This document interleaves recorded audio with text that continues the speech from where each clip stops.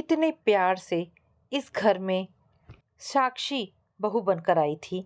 अपने mummy papa की इकलौती बेटी होने के कारण लाडली थी। उसके मुंह से बात निकलती नहीं थी कि पूरी हो जाती थी। ज़्यादा आज़ादी की वजह से वह लापरवाह भी बहुत हो गई थी। मम्मी जब कभी पापा से शिकायत भी करती तो वे यही कहकर टाल देते कि एक ही तो बच्ची है हमारी, उसके आगे पीछे पड़ी रहती हो। ससुराल जाकर तो जिम्मेदारियों के बोझ तले दब ही जाना है, अभी तो चैन से रहने दो उसे। मम्मी बेचारी मन महसूस कर रह जाती। आज उसने अपने ससुराल में पहला कदम रखा था। पति विवेक एक अच्छी मल्टीनेशनल कंपनी में मैनेजर के पद पर कार्यरत थे। घर में एक ननद पूजा और सास कमला जी थी। शादी के बाद 1 महीना तो मानो पलक झपकते ही बीत गया। घर में सभी उसे बहुत चाहते थे।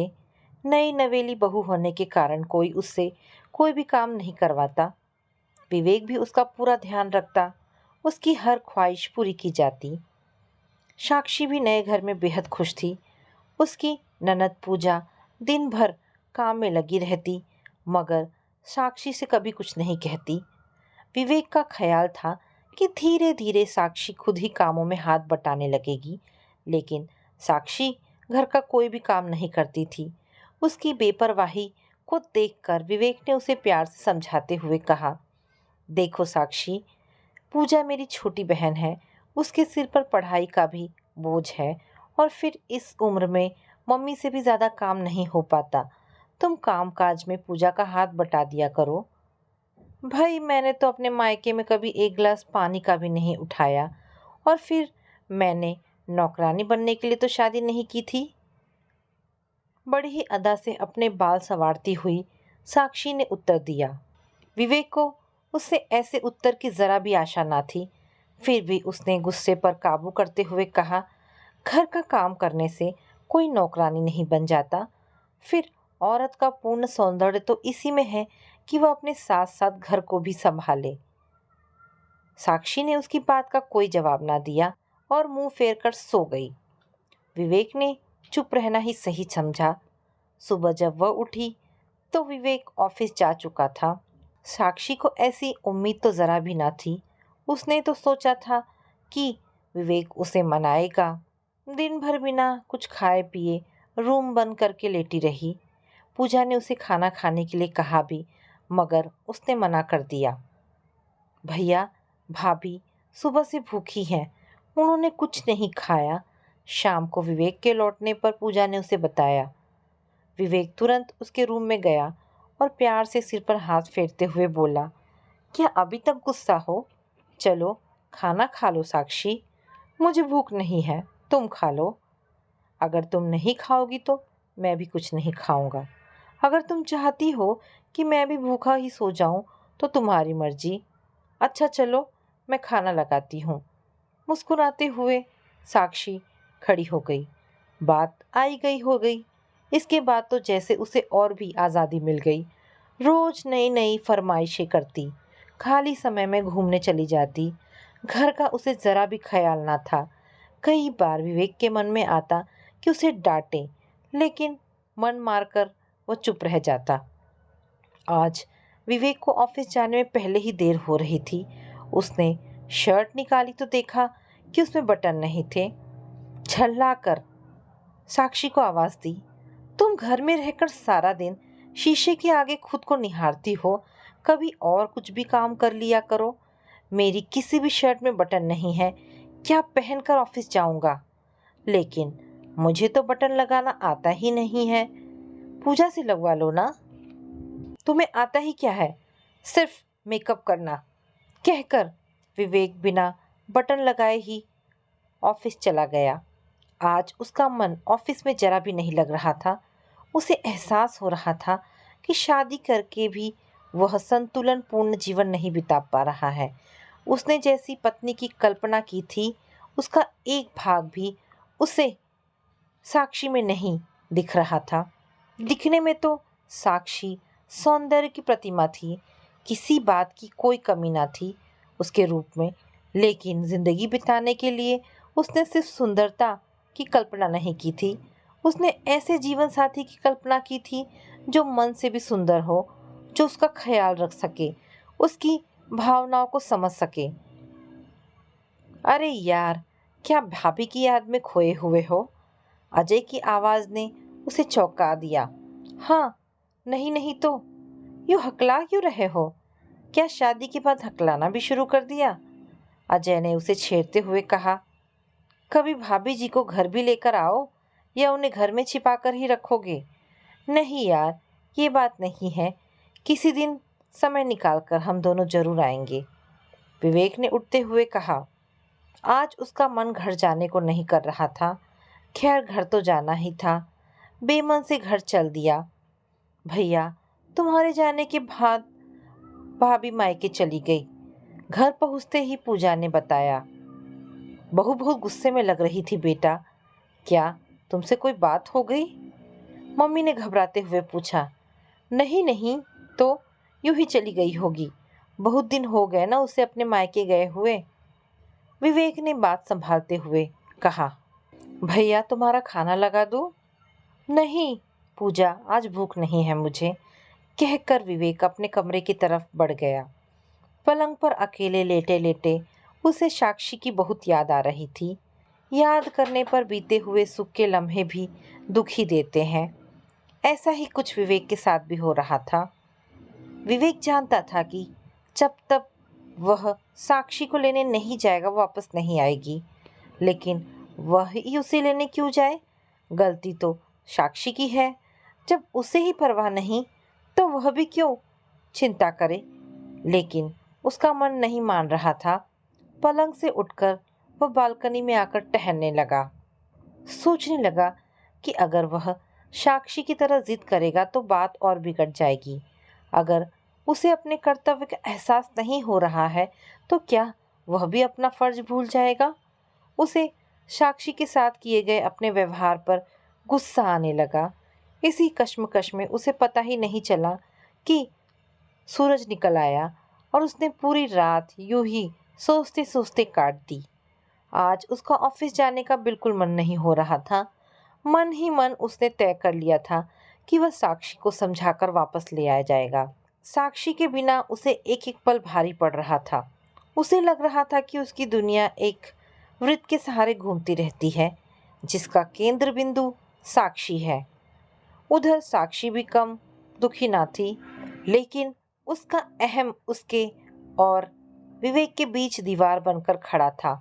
उसे लग रहा था जैसे हर पल विवेक उसका पीछा करता रहा हो, या शायद वह ही विवेक के इर्द गिर्द मंडराती रही हो। अपने ख्यालों में खोई हुई थी कि मम्मी ने बताया कि विवेक आया है, तुम्हें बुला रहा है। उसे तो अपने कानों पर विश्वास ही नहीं हो रहा था। जल्दी जल्दी तैयार होकर नीचे आई। मैं तुम्हें लेने आया हूँ। अगर तुम खुशी से अपने मम्मी पापा के पास रहने आई हो तो ठीक है, लेकिन अगर गुस्सा होकर आई हो तो अपने घर वापस चलो, विवेक ने अधिकार से साक्षी का हाथ पकड़ते हुए कहा। विवेक को इस तरह मिन्नतें करते देख के उसके मन में फिर अहम जाग उठा। मैं उस घर में बिल्कुल नहीं जाऊंगी। तुम इसलिए ले जाना चाहते हो ताकि अपनी माँ बहन के सामने मुझे बेइज्जत कर सको। तुम पत्नी हो मेरी, और तुम्हारा पति होने के नाते इतना तो अधिकार है मुझे कि तुम्हारा हाथ पकड़कर जबरदस्ती ले जा सकूं। बाहर तुम्हारा वेट कर रहा हूँ, अपना सामान बांध कर आ जाओ, कहकर विवेक कमरे से बाहर निकल गया। जाने की खुशी तो साक्षी को भी कम नहीं थी। वह तो विवेक पर सिर्फ यह जताना चाहती थी कि उसे उसका घर छोड़ने का कोई अफसोस नहीं था। घर पहुंचकर विवेक ने साक्षी को कुछ नहीं कहा। मामला शांत हो गया। अब तो विवेक ने उसे टोकना भी बंद कर दिया था। एक दिन विवेक ऑफिस से घर लौटा तो देखा कि माँ किचन में काम कर रही है। पूछने पर पता चला कि पूजा काम करते हुए फिसल गई थी। उसके पैरों में चोट आई है। डॉक्टर पट्टी बांध कर गए हैं। साक्षी कहाँ है मम्मी? साक्षी को घर में ना देखकर विवेक ने पूछा। मम्मी ने थोड़े गुस्से में कहा, बहू तो सुबह से ही अपनी किसी सहेली के यहाँ गई हुई है। रात के 8 बज रहे थे और साक्षी का कोई पता ना था। तभी दरवाजे की घंटी बजी। उसने दरवाज़ा खोला। सामने साक्षी खड़ी थी। अफ़सोस है, हम लोग पिक्चर देखने चले गए थे। लौटते लौटते थोड़ी देर हो गई। बहुत थक गई हूँ आज।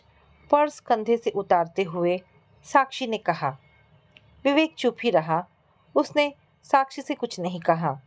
अगले दिन जब साक्षी कमरे से बाहर आई तो डॉक्टर को आते हुए देखा। माँ जी, अपने यहाँ कौन बीमार है? उसने आश्चर्य से पूछा। पूजा के पैर में चोट लगी है, मम्मी ने सपाट लहजे में उत्तर दिया। पूजा को चोट लगी है और किसी ने मुझे बताया भी नहीं? तुम्हें शायद सुनने की फुर्सत नहीं थी बहू। मम्मी के स्वर की तलखी को साक्षी ने महसूस कर लिया था। वह तुरंत पूजा के पास गई। अब कैसी हो पूजा? ठीक हूँ भाभी, धीमे स्वर में पूजा ने उत्तर दिया। मुझे तो तुम्हारे भैया ने भी कुछ नहीं बताया कि तुम्हारी चोट के बारे में। साक्षी ने थोड़ा झेंपते हुए कहा। उन्होंने तुम्हें परेशान नहीं करना चाहा होगा भाभी, पूजा ने बात टालते हुए कहा। लेकिन आज साक्षी को लग रहा था कि वह अपने ही घर में कितनी पराई होकर रह गई है। शायद घर वालों की बेरुखी का कारण उसे पता था, लेकिन वह जानबूझकर ही अनजान बनी रहना चाहती थी। शाम को विवेक लौटा तो उसने शिकायत भरे स्वर में कहा, तुमने मुझे बताया क्यों नहीं कि पूजा को चोट लगी है? तुम पहले ही थकी हुई थी। विवेक ने संक्षिप्त सा जवाब दिया। और हाँ, आज शाम को मेरे एक दोस्त ने हमें खाने पर बुलाया है, तैयार हो जाना। घूमने की बात सुनते ही साक्षी खुश हो गई। जल्दी से अंदर जाकर तैयार होने लगी। एक पल उसे पूजा की चोट का ख्याल भी आया, मगर फिर उसने नज़रअंदाज कर दिया। भाई, खाने में मज़ा आ गया। भाभी जी तो बहुत अच्छा खाना पकाती हैं। विवेक ने उंगलियां चाटते हुए कहा। तुम तो बहुत ही खुशनसीब हो जो तुम्हें इतना अच्छा खाना खाने को मिल रहा है। यार, तुम भी तो कम नहीं हो। इतनी सुंदर भाभी है हमारी, जितनी सुंदर वे खुद हैं उतना ही अच्छा खाना भी पकाती होंगी। अजय ने हंसते हुए कहा। निधि, खाना तो हो गया है, अब ज़रा हम लोगों के लिए कुछ स्वीट्स भी ले आओ। निधि मिठाई लाने चली गई। और भाभी जी, अब आप हमें कब अपने हाथ का खाना बनाकर खिला रही हैं? अजय ने साक्षी से कहा। साक्षी ने विवेक की तरफ देखा और झेप गई। निधि का घर देखकर उसे खुद पर शर्म आ रही थी। निधि सांवली थी और देखने में भी कोई खास न थी, लेकिन उसने अपना पूरा घर जिस सुंदर तरीके से सजा रखा था, उससे उसकी सुंदरता का परिचय मिल रहा था। सारा खाना भी निधि ने खुद ही बनाया था, लेकिन उसने तो कभी खाना बनाने की ज़रूरत ही नहीं समझी थी। विवेक को इस तरह निधि के खाने की तारीफ करते देख उसे शर्मिंदगी का एहसास हो रहा था। तभी निधि स्वीट्स ले आई। सबको देने के बाद एक टुकड़ा फालतू बचा था। लो अजय, इसे तुम ले लो। निधि ने स्वीट अजय को देते हुए कहा। भाई नहीं, तुमने इतनी मेहनत की है, इस पर तुम्हारा ही हक है। इतना कहकर अजय ने मिठाई का टुकड़ा निधि के मुंह में रख दिया। आधा टुकड़ा निधि ने खाया और आधा अजय को खिलाती हुई बोली, मेरी हर चीज़ में आधा हिस्सा तुम्हारा भी है। ये देख सभी लोग हंस पड़े। साक्षी उन दोनों को बहुत ही गौर से देख रही थी। आज उसका परिचय प्यार के एक नए रूप से हो रहा था। यह भी तो प्यार है, कितना पवित्र, एक दूसरे के लिए समर्पण की भावना लिए हुए। उसे एहसास हो रहा था कि प्यार सिर्फ वह नहीं जो रात के अंधेरे में किया जाए। प्यार के तो और भी बहुत से रूप हो सकते हैं, लेकिन उसने तो कभी विवेक की पसंद जानने की भी कोशिश ना की। उसने तो हमेशा अपनी आकांक्षाओं को ही महत्व दिया। चलो, हम दूसरे रूम में बैठकर बातें करते हैं। ये लोग तो अपने ऑफिस की बातें करेंगे, निधि ने साक्षी को उठाते हुए कहा। निधि और साक्षी के विचारों में जमीन आसमान का अंतर था। निधि घर के बारे में बात कर रही थी, जबकि साक्षी ने कभी घर के बारे में कुछ सोचा ही नहीं था। तभी निधि ने कहा, बड़ी सुंदर साड़ी है तुम्हारी, क्या विवेक ने लाकर दी है? नहीं नहीं, तो चौंक सी गई थी साक्षी। मैंने खुद ही खरीदी है। भाई, ये तो मुझे कभी खुद लाने का मौका ही नहीं देते। इससे पहले कि मैं लाऊं ये खुद ही ले आते हैं। लेकिन इस बार मैंने कह दिया है कि अगर मेरे लिए साड़ी लाए तो बहुत लड़ूंगी। हमेशा मेरा ही सोचते हैं, ये नहीं कि कभी कुछ अपने लिए भी ले आए। इस बारे में मैं उन्हें बिना बताए उनके लिए कपड़े ले आई। दूसरों की ज़रूरतें पूरी करने में जितना मज़ा आता है वो अपनी इच्छाएं पूरी करने में नहीं है। चलो, आज घर नहीं चलना है क्या? विवेक ने उसकी बातों में खलल डालते हुए कहा। अच्छा, अब चलते हैं। किसी दिन आप लोग भी समय निकाल कर आइए ना, साक्षी ने चलते हुए कहा। आज अजय के घर से लौटने पर साक्षी के मन में हलचल मची हुई थी। उसके कानों में निधि के स्वर गूंज रहे थे। एक दूसरे की ज़रूरतें पूरी करने में जितना मज़ा आता है, अपनी इच्छाएं पूरी करने में वह नहीं है। लेकिन उसने तो कभी दूसरों की ज़रूरतों को जानना भी नहीं चाहा था। उसने तो यह भी नहीं सोचा कि घर में किस चीज़ की आवश्यकता है और किसकी नहीं। और एक निधि है, सुंदर न होते हुए भी उससे कहीं ज़्यादा सुंदर है। जिम्मेदारियों के प्रति निधि की सजगता देखकर साक्षी के मन में ग्लानि का अनुभव हो रहा था। निधि भाभी बहुत अच्छी है ना? साक्षी ने मौन तोड़ते हुए कहा। हाँ, विवेक ने ठंडी आह छोड़ते हुए कहा। उस रात साक्षी चैन से सो ना सकी। सुबह उठी तो उसे तेज बुखार था। विवेक ने तुरंत डॉक्टर को बुलाया। डॉक्टर ने दवा दे दी। साक्षी को आराम करने के लिए कहकर विवेक ऑफिस चला गया। साक्षी को बुखार के कारण सिर में बहुत दर्द था। तभी पूजा लड़खड़ाते हुए आई। कैसी तबीयत है भाभी? लाओ, आपका सिर दबा दो, कहकर वह सिर दबाने लगी। मम्मी भी बहुत चिंतित थी। समय समय पर मम्मी दवा दे रही थी। आज साक्षी को एहसास हो रहा था कि उसने कभी भी इन लोगों की तरफ ध्यान ही नहीं दिया। लेकिन फिर भी उसके जरा से बुखार ने किस तरह सबको दुखी कर दिया। अपने पैर में चोट होने के बावजूद पूजा उसका कितना ख्याल रख रही थी। मम्मी भी कितनी परेशान थी उसके लिए। 2-4 दिन में साक्षी ठीक हो गई। आज वो विवेक से पहले ही उठ गई थी। चाय बनाकर विवेक के पास आई।